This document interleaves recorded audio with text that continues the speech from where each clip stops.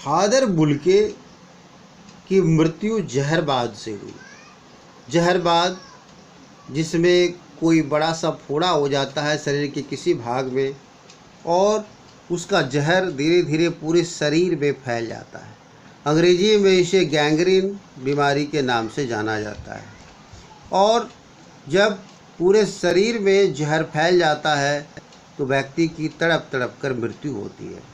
लेखक वही कहते हैं कि जिनकी रगों में नस नस में दूसरों के लिए मिठास भरा था, अमृत भरा था और इसके अतिरिक्त कुछ नहीं था। उन्होंने कभी किसी का अहित नहीं चाहा, कभी किसी की बुराई नहीं चाही, कभी किसी को किसी तरह का कष्ट नहीं पहुंचाया, बल्कि सबको प्रेम और स्नेह से तृप्त किया। ऐसे व्यक्ति के लिए जहर का विधान क्यों?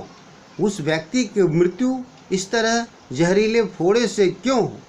यह सवाल वे किस ईश्वर से पूछें, किस भगवान से पूछें? प्रभु की आस्था ही उनका अस्तित्व था। फादर बुल्के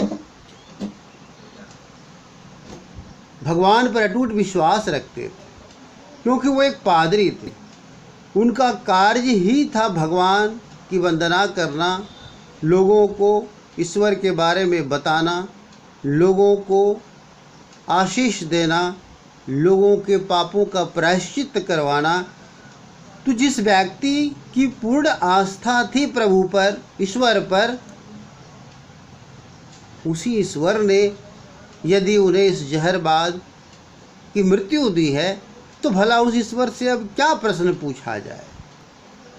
वह देह इस यातना की परीक्षा वो भी उम्र की आखिरी देहरी पर क्यों दे? यानी वे वृद्ध हो चले थे और वृद्ध स्थिति में उनके शरीर में इस तरह की बीमारी का होना और इतना कष्ट झेल करके मृत्यु को प्राप्त करना, ये क्यों? उनका जो पोशाक था, एक लंबी पादरी का सफ़ेद चोगा,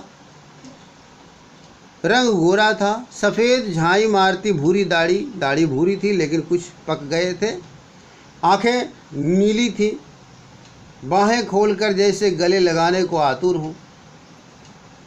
इतनी ममता, इतना अपनत्व इस साधु में था अपने हर एक प्रियजन के लिए। जो भी उनको प्रिय था, जिनसे भी उनका संपर्क रहा, सबके प्रति उनका इतना ही स्नेह, इतना ही प्रेम और इतनी ही ममता रही।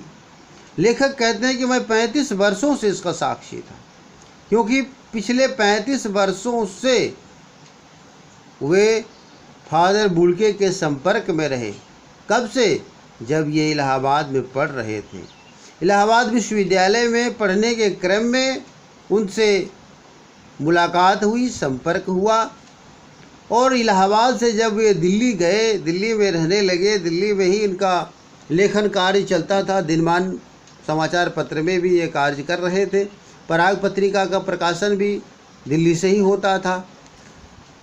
तो तब भी उनसे जुड़ाव लगा रहा। आज भी वे उन बाहों की दबाव को अपनी छाती पर महसूस करते हैं जब वो गले लगाते थे, जिस गर्मजोशी से इनको गले लगाते थे। आज भी लेखक उस गर्मजोशी को महसूस करते हैं। लेखक बताते हैं कि फादर को याद करना एक उदास शांत संगीत को सुनने जैसा है।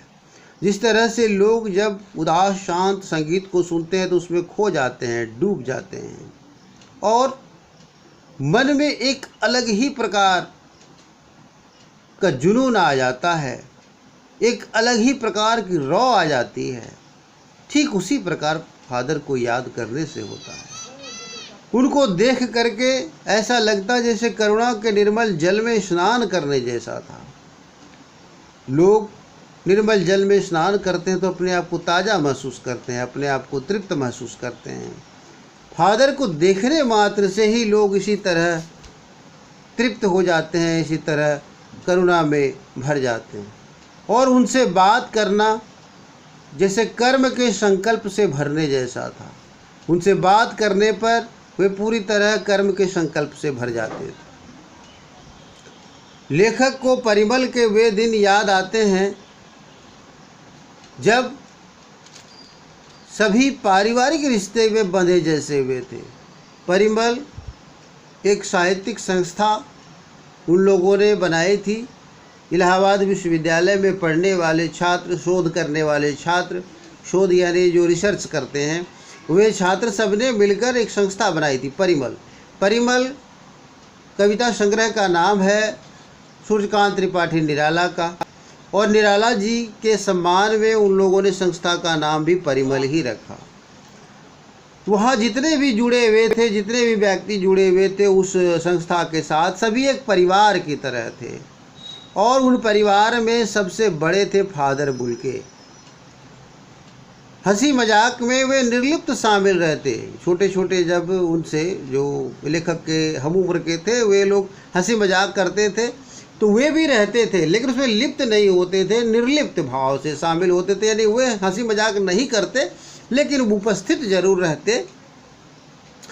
गोष्ठियों में गंभीर बहस करते। जब भी इनकी गोष्ठियाँ आयोजित होती तो गोष्ठियों में वे किसी भी मुद्दे पर, किसी भी विषय पर, किसी साहित्यिक टॉपिक पर, जिसको हम कह सकते हैं विषय पर चर्चा करते, तो गंभीर बहस करते थे और उनकी रचनाओं पर अपनी बेबाक राय और सुझाव भी देते थे। घरों के उत्सव में भी, संस्कार में भी वे एक बड़े भाई की तरह, एक पुरोहित की तरह आकर खड़े होते और अपने आशीष से लेखक को भर देते, साथियों को भर देते। लेखक को याद है जब उनके बच्चे के मुख में पहली बार अन्न डाला गया था फादर बुल्के के हाथों। इसको हम लोग अन्नप्राशन कहते हैं या मुंहझूठी कहते हैं। बहुत से लोगों के यहाँ इस अवसर पर बड़े समारोह आयोजित होते हैं पहली बार जब बच्चे के मुख में अन्न डाला जाता है। नीली आँखों की चमक में तैरता वात्सल्य दिखा था। ऐसा लग रहा था कि जैसे किसी ऊंचाई पर खड़े देवदारू पेड़ की छाया में सभी खड़े हों। देवदारू पेड़ बड़े विशाल होते हैं, विस्तृत होते हैं, उनकी छाया बहुत घनी होती है। उस छाया तले बैठने पर बड़ा अपार आनंद की अनुभूति होती है, सुरक्षा महसूस होती है। ठीक उसी प्रकार फादर की छत्र छाया में, फादर के समीप रहने से लेखक को किसी देवदार पेड़ की तरह ही संतुष्टि और सुरक्षा का एहसास हो रहा है। लेखक कहते हैं कहाँ से शुरू करें उनको याद करना। इलाहाबाद की सड़कों पर फादर की साइकिल चलती थी, वो चलती हुई दिख रही है उनको, जैसे वो याद कर रहे हैं। एक चलचित्र की भांति वो सारे दृश्य उनके आमने सामने आ रहे हैं। वह उनके सामने आकर रुकती है। मुस्कुराते हुए फादर उतरते हैं, कहते हैं देखिए देखिए मैंने उसे पढ़ लिया है। और मैं कहना चाहता हूँ जो कोई भी रचना किसी भी रचनाकार की छपती थी या उस परिमल संस्था से जुड़े किसी शोधार्थी या विद्यार्थी या प्राध्यापक किसी की भी छपती थी, उसको वो ज़रूर पढ़ते थे और उस पर गंभीर बहस भी करते थे, उस पर अपनी राय भी रखते थे। तो वो कहते कि देखिए मैंने उसे पढ़ लिया और मैं उसके बारे में ये कहना चाहता हूँ। उनको कभी क्रोध में नहीं देखा, कभी आवेश में नहीं देखा, बस केवल उनके चेहरे से ममता और प्यार छलकता रहता था, लबालब छलकता महसूस किया। अक्सर उनको देखकर ऐसा लगता कि बेल्जियम में वो इंजीनियरिंग के अंतिम वर्ष के छात्र थे, लेकिन पता नहीं उनके मन में एकाएक सन्यासी बनने की इच्छा कैसे जागी। घर भी भरा पूरा था, 2 भाई, 1 बहन, माँ, पिता सभी थे, लेकिन सबको त्याग कर मन में सन्यासी बनने की भावना जगी और सन्यासी बनकर के वो भारत आ गए। कैसे, किस तरह से इनके मन में ये बातें आई, लेखक ये समझ नहीं पाते।